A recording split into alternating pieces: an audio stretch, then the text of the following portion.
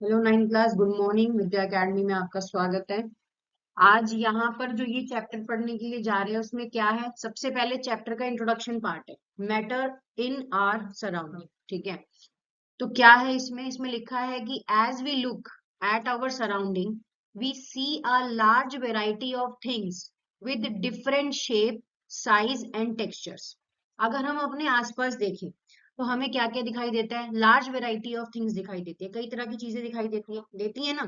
इसमें क्या है, विद अ डिफरेंट शेप, हर किसी की शेप अलग अलग होती है, साइज अलग होता है एंड टेक्सचर्स अलग अलग होते हैं। Everything in this universe is made up of material. सारी की सारी चीजें यूनिवर्स में जो भी हमें दिखाई दे रही है वो किससे बनी है, मटेरियल से बनी है। विच साइंटिस्ट हैव नेम मैटर, जिसका साइंटिस्ट ने क्या नाम दिया है, मैटर नाम दिया है। तो अगर कोई आपसे पूछे कि जितनी भी थिंग्स हैं उसको साइंटिस्ट ने क्या नाम दिया है, मैटर नाम दिया है। क्या नाम दिया है, मैटर। एंड विच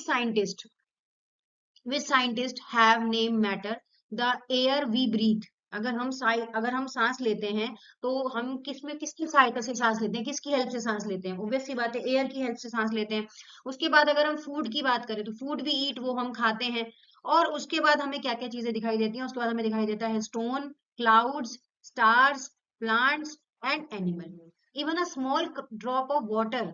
और क्या दिखाई देता है, पार्टिकल ऑफ सैंड। जो भी चीजें हैं सबके सब क्या है, everything is a matter. We we can also see as we look around that all the things mentioned above the occupy space and have a mass। जो भी चीजें हैं वो क्या करती हैं, जैसे मान लो ये पेन है, इसका कुछ ना कुछ वेट तो होगा, होगा ना। इसने अगर इसको यहाँ पर रखा है, सपोज इसको डेस्क पे रखा है, तो ये कुछ ना कुछ स्पेस तो घेर रहा है। आपकी नोटबुक है जो इस टाइम आपके हाथ में है, वो क्या है, उसको कुछ ना कुछ वजन तो होगा, वो कहीं रखोगे तो स्पेस तो कवर करेगा उसका। यही ये चीज कहना चाहते हैं। And in other words they have a both mass and volume. अगर मैं दूसरी शब्दों में बात करूं तो हर एक चीज का क्या होता है, वॉल्यूम होता है और मास होता है। सिंस अर्ली टाइम्स की अगर बात करें तो humans being have been trying to understand their surrounding. अगर हम पहले जमाने की बात करें या पुरान थोड़ा पिछले समय की बात करें तो फिलोसोफर्स ने इसको 5 तत्वों में क्लासिफाइड किया था। कितने तत्वों में, 5 तत्वों में इसको क्लासिफाई किया था। पहला क्या था, पंच तत्व, air, earth, fire, sky and water. अगर यहाँ छोटा दिख रहा है तो यहाँ देख। And according to them everything, living और नॉन लिविंग थिंग्स थी, लिविंग और नॉन लिविंग दोनों के अकॉर्डिंग इसको मेजर किया था, was made up of these 5 basic elements. की बात अगर मैं करूं तो ancient Greek philosopher had arrived at a similar classification of matter.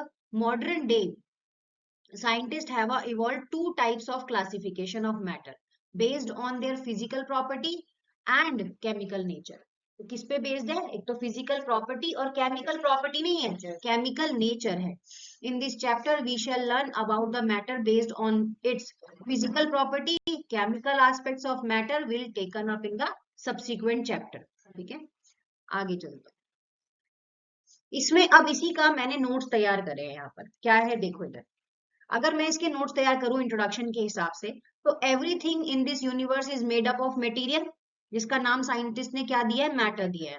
Matter is made up of very small टिनी particles. Matter बहुत छोटे छोटे पार्टिकल से होकर बने होते हैं। It is not continuous but it is particulate, मतलब कंटिन्यूअस तो नहीं लेकिन पर्टिकुलेट, मतलब पार्ट में क्या होते रहते हैं, डिवाइड होते रहते हैं।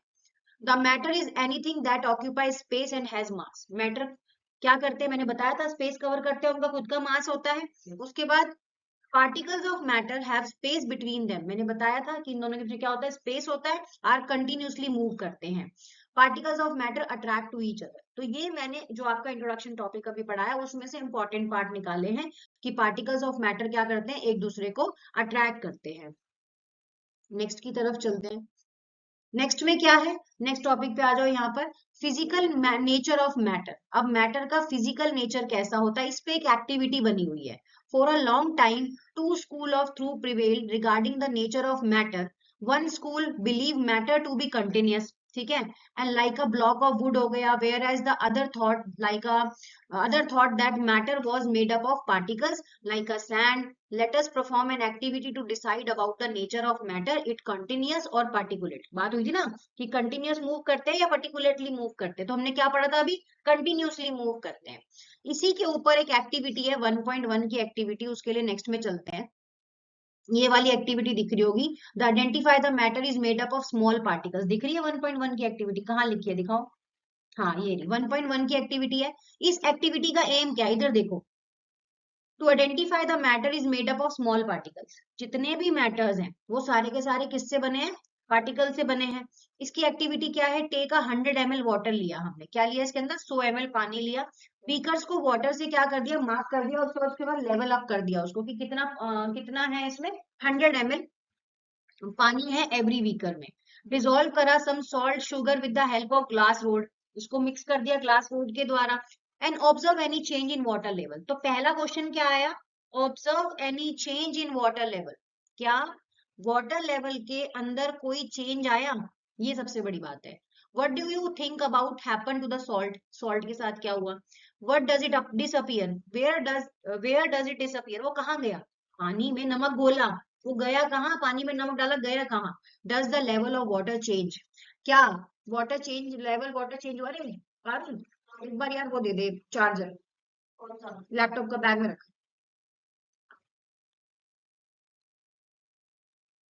Does the level of water change. अब ये सारे क्वेश्चन एग्जाम में आएंगे, आपके पास एम हो गया एक्टिविटी का, identify the matter is made up of particles. पहला क्या क्वेश्चन पूछा उसने, क्या वाटर लेवल में कोई चेंज हुआ, पूछा जाता है ना जब जो केस स्टडी आती है ना वो इसी पे बेस्ड आती है। दूसरा क्या है, what do you think happen to the salt, क्या हुआ सॉल्ट के साथ, सॉल्ट किधर गया, क्या पानी का लेवल चेंज हुआ। चार क्वेश्चन है। अगर इस तरह से मान लो जो ये सिचुएशन इसने बताई है और इसको वो पैराग्राफ में लिख दे, पैराग्राफ में लिख दे, केस स्टडी में लिख दे और ये क्वेश्चन दे दे, तो आप इनके आंसर्स कैसे दोगे, जब आपको एक्टिविटी क्लियर होगी तभी तो आप आंसर दोगे। यही चीज आ रही है ऐसी, तभी तो आप आंसर दोगे, अदरवाइज आप आंसर कैसे दोगे। यही चीज समझने वाली होती है, बस बच्चे कहते हैं पेपर बाहर से आता है, कुछ बाहर से नहीं आता, जिसने एक्टिविटीज कर रखी होती है उसको बहुत आराम से पता चल जाता है। यहाँ पे ये पीछे बटन बंद करना, पहले पहले स्विच लगाना फिर ऑन करना, बस। लगा दो, ऑन कर दो, बस। ठीक है, अब इनके आंसर्स देखने चलते हैं, आ जाओ।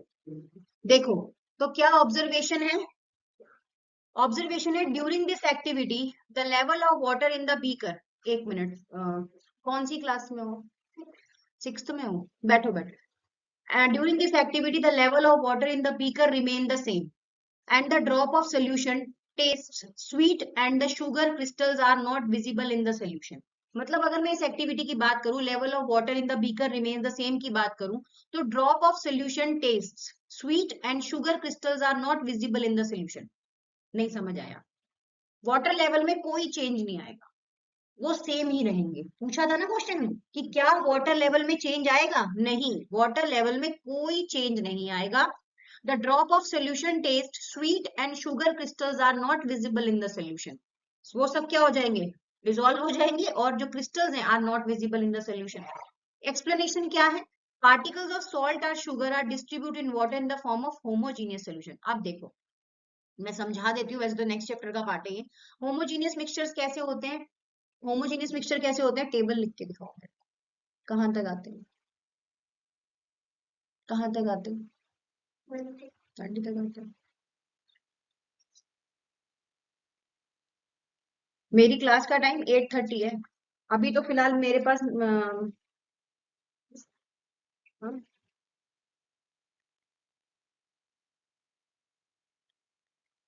जब तक महिमा मैम नहीं आती तब तक ही आना होगा मेरे पास, है ना, फिर महिमा मैम आ जाएंगी तो फिर आपको उनकी क्लास में आना है,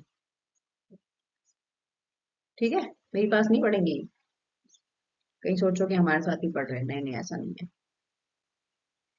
लिख के दिखाओ, याद होना चाहिए। The particles of salt और sugar are distributed in water in the form of homogeneous solution। homogeneous solutions क्या होता है, जिसमें चीजों की मेजर क्वांटिटीज के बारे में पता होता है, जैसे कि 1 चम्मच नमक और 1 चम्मच चीनी, और एक से ज्यादा कंपोनेंट्स, मतलब एक कंपोनेंट होता है उसके अंदर, एक से ज्यादा मतलब एक या एक से ज्यादा, जैसे नमक और पानी, इसके अलावा और कोई नहीं होगा, ये होमोजीनियस हो गया। हेट्रोजीनियस के अंदर क्या होता है, एक से भी कई ज्यादा, और जिनकी क्वांटिटी के बारे में, जैसे 1 चम्मच नमक डाला, आधा चम्मच चीनी डाली, कुछ नहीं पता कितना क्या डाल रहे हैं, कुछ नहीं पता कि कितना क्या डाल रहे हैं। These solution particles settle down in the space of solvent particles. Solvent क्या होता है, जिसके सॉल्यूट क्या होता है, जो चीज हम मिला रहे हैं, जैसे कि शुगर या सॉल्ट, सॉल्वेंट क्या होता है? जिसके अंदर चीज घुलती है। बताओ जरा दोनों के दोनों। सॉल्यूट क्या होता है? हम्म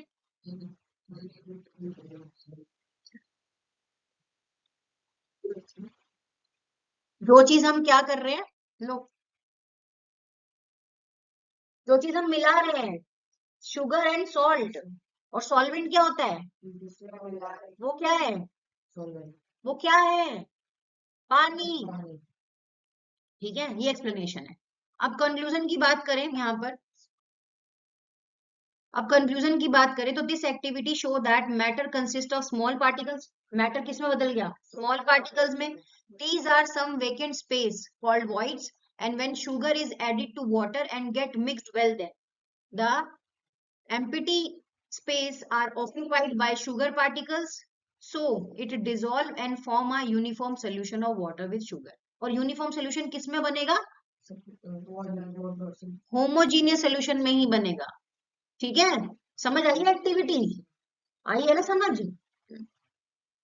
नेक्स्ट की तरफ चलते हैं। अब देखो आपके एनसीईआरटी में एक टॉपिक है कि स्टेट ऑफ मैटर वाला, आ जाओ इसमें। अब यहाँ पर ना कॉपी नहीं किया उसमें। एनसीईआरटी में एक टॉपिक है, सबसे लास्ट पेज पे आओगे, स्टेट ऑफ मैटर की बात करी होगी यहाँ पे। हाँ ये रहा स्टेट ऑफ मैटर, मैं पढ़ देती हूँ। क्या है स्टेट ऑफ मैटर में?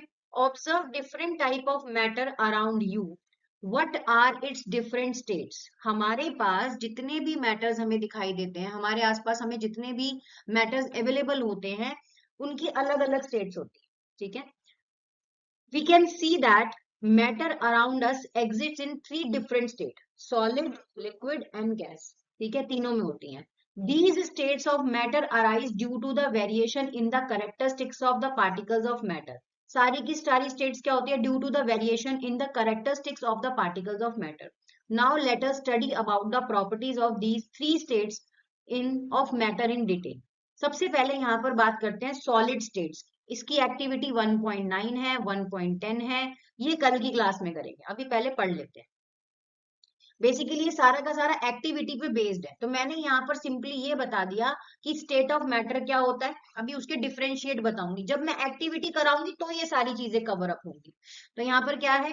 Observe the different type of matter around you, what are different states, and we can see that matter around us exist in three different state. कौन कौन सी? solid, liquid and gas. अब उनके difference के बारे में यहाँ पर पढ़ लेते हैं।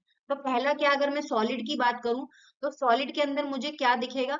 स्ट्रॉन्ग इंटरमोलिक्यूल फोर्स होता है इसके बीच में। इसी तरह से लिक्विड आ जाओ तो वीक इंटरमोलिक्यूल फोर्स है, और गैस में आ जाओ तो वेरी वीक इंटरमोलिक्यूल स्पेस है। इसके अंदर वेरी लेस इंटरमोलिक्यूल स्पेस है, इसके अंदर लार्ज इंटरमोलिक्यूल स्पेस है, और इसके अंदर वेरी लार्ज है।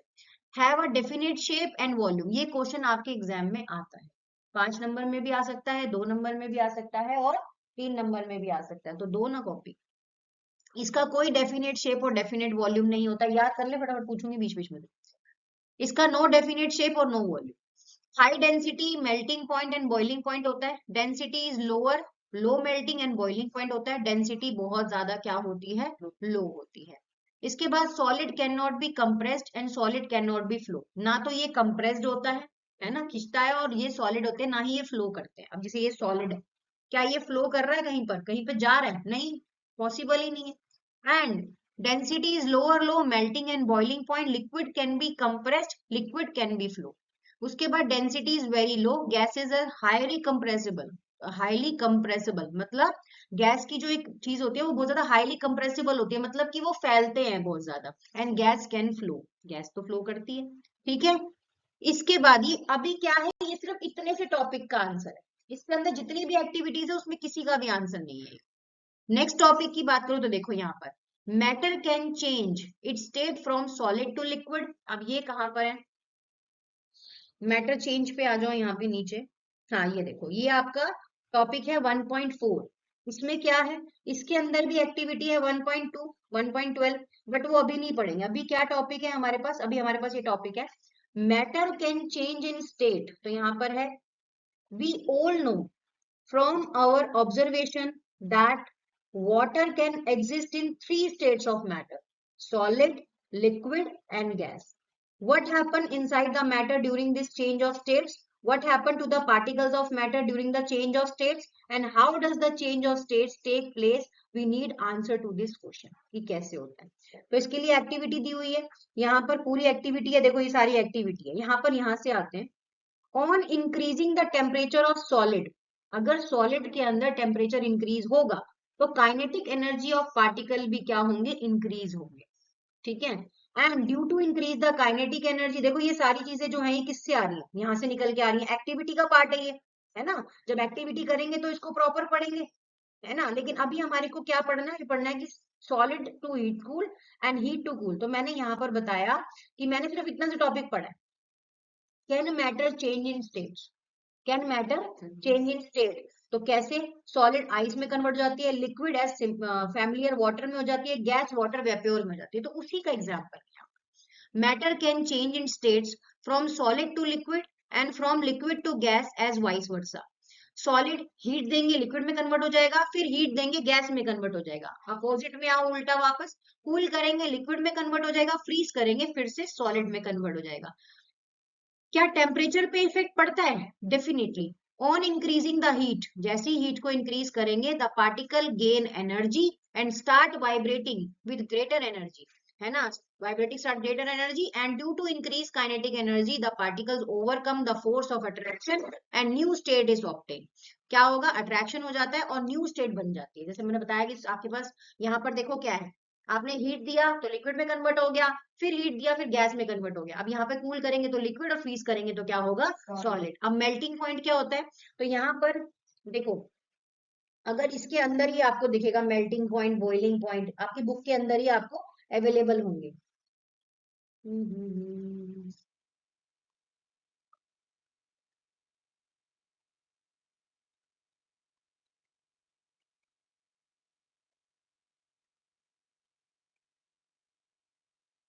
ये रहा, ये देखो यहाँ पर बुक के अंदर है, अ stage is reached when the solid melts.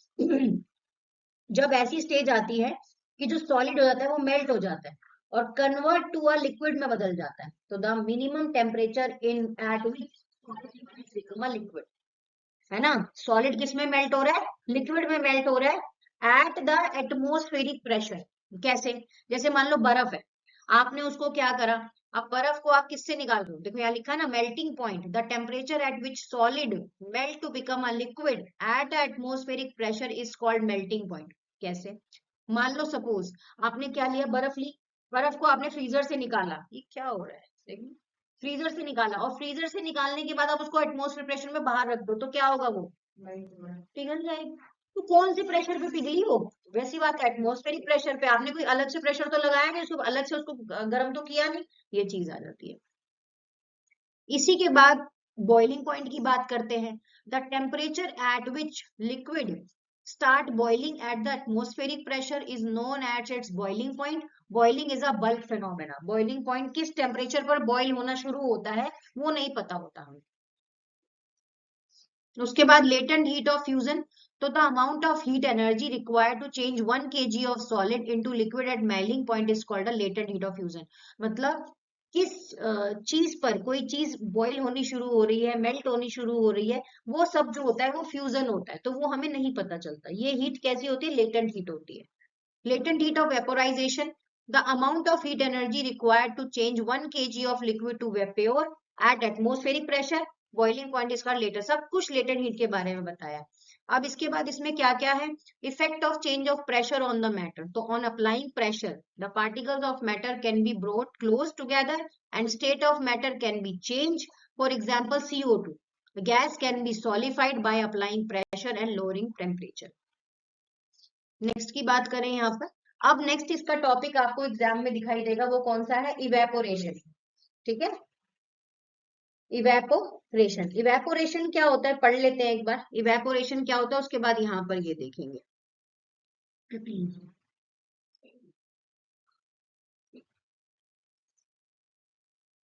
है नहीं, चलो, तो यहाँ पर हम क्या पढ़ने वाले थे, इवेपोरेशन पढ़ने वाले थे। तो क्या है, do we always need to heat और change pressure for changing the state of matter, can you quote some example from everyday life where change of states from liquid to vapor take place without the liquid reaching the boiling point. क्या ऐसा हो सकता है कि बिना liquid के पास पहुंचे हम सीधा उस मैटर को क्या करते हैं, बॉइल कर रहे हैं? तो water when left uncovered slowly change into vapour. अगर आप मान लो पानी को उबाल और आपने उसको कवर नहीं करा तो सारा पानी क्या होगा, भाप बन के उड़ जाएगा। And we wet cloth dry up, what happened to water in the above example? We know that particle of matters are always moving, are never at rest at a given temperature in any gas, liquid, solid. There are particles with different amount of kinetic energy. In the case of liquid, small fraction of particle at the surface having higher kinetic energy is able to break away from the force of attraction of other particles and get convert into vapor. The phenomena of change of liquid into vapor at any temperature below its boiling point is called evaporation. ठीक है, तो यहाँ पर भी यही दिया हुआ है, the phenomena of change of liquid into vapor state at any temperature below its boiling point is called evaporation. Evaporation is the surface of phenomena. Clear हुआ? जो सरफेस है उसका वो नहीं पता चल पाता। अब इसी में नेक्स्ट जो टॉपिक है वो है फैक्टर इफेक्टिंग इवेपोरेशन, कि क्या क्या फैक्टर्स होते हैं जो इसको इफेक्ट करते हैं। तो ये पूरा टॉपिक है यहाँ पर। इसके लिए एक एक्टिविटी है 1.4। अभी क्या है, अभी यहाँ पर जो है फैक्टर्स जो है वो हम यहाँ पर पढ़ देते हैं, लेकिन एक्टिविटी पे बेस्ड है, सारे के सारे एक्टिविटी पे बेस्ड है। फिर मैंने यहाँ पर क्या करा, मैंने आपके लिए शॉर्ट में फैक्टर्स बना दिए। An increase in surface area increase evaporation. An increase in temperature increase the rate of evaporation.